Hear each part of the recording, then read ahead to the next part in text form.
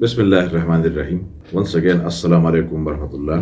آج ہم اگین تھوڑا سا ڈسکشن کر لیں گے شرمیلے پن کے حوالے سے کہ ہمارے معاشرے میں اسپیسیفکلی ہمارے بچوں میں کس طرح یہ شرمیلا پن انسٹیٹیوٹ ہو رہا ہے. تو جس طرح پریویس لیکچر میں ہم نے ڈسکس کیا تھا کہ ایک تو اس کا ہمارے بچوں کا امیڈیٹ جو ماحول ہوتا ہے یعنی گھر، وہیں پر ہمارے پیرنٹس یا ہمارے ایلڈرز کچھ اس طرح کے ڈسکشن کر لیتے ہیں یا انٹریکشن کر لیتے ہیں اس بچے کے ساتھ، جس کی وجہ سے اس بچے کی خود اعتمادی پر بہت بڑا سانچ آ سکتا ہے. شرمیلے لوگ بہت ہی افسردہ ہوتے ہیں، وہ کسی ماحول میں ایڈجسٹ کرنے کے قابل نہیں ہوتے اور جگہ جگہ پر وہ ترقی کے دوڑ میں شامل ہوتے ہوئے باقی بچوں سے پیچھے رہ جاتے ہیں. اب سوال یہ پیدا ہوتا ہے کہ اس بیماری سے، جو کہ ایک سائیکولوجیکل بیماری ہے، اس سے ہم کس طرح نجات حاصل کر سکتے ہیں. ایک تو میڈیکل ٹریٹمنٹ ہوتا ہے، لیکن ماڈرن ایج میں اس کا سب سے بہترین علاج یہی ہے کہ ہم اپنے بچوں کو یہ سکھائیں، یہ سمجھائیں کہ what is Sharmila pin, shyness.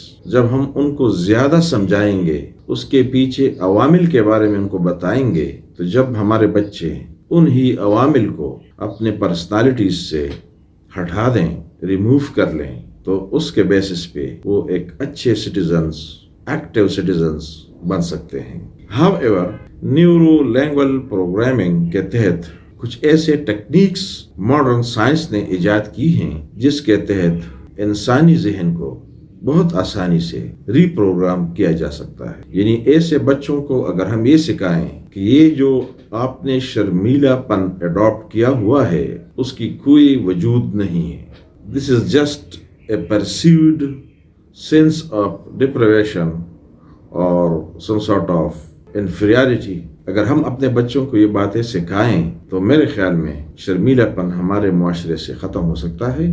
NLP کے قواعد کے مطابق ہاؤ ایور کچھ ایسے ٹیکنیکس ہیں جو ہم اپنے گھروں میں، اپنے دفتروں میں اڈاپٹ کر سکتے ہیں. سب سے فرسٹ یہی ہے کہ وہ شرمیلا بچہ کسی بھی لائٹ کو آن کر کے اس کی طرف غور سے دیکھیں اور یہ ذہن میں لے کے آئیں کہ یہ جو میرا یہ پرابلم ہے شائنس کا، تو that is connected with the light of that bulb. He should stand up and go and switch of the bulb. اور ساتھ یہ بھی سوچیں کہ اسی شرمیلے پن کو میں نے آج مکمل طور پر اپنی زندگی سے سوئچ آف کر دیا. تو اس کے ذریعے سے اس کے ذہن کو جب یہ بات آتی ہے اور جب یہ ذہن اس کو مان لیتی ہیں تو شرمیلا پن یا یہ مسئلہ مکمل طور پر ختم ہو سکتا ہے.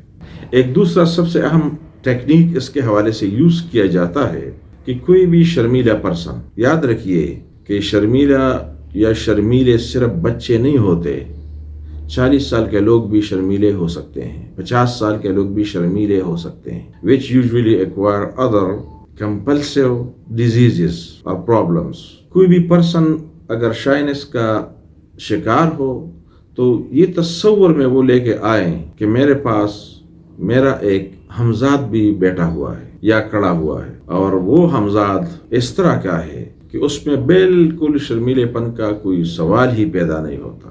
یعنی there is nothing like shyness in that ہمزاد.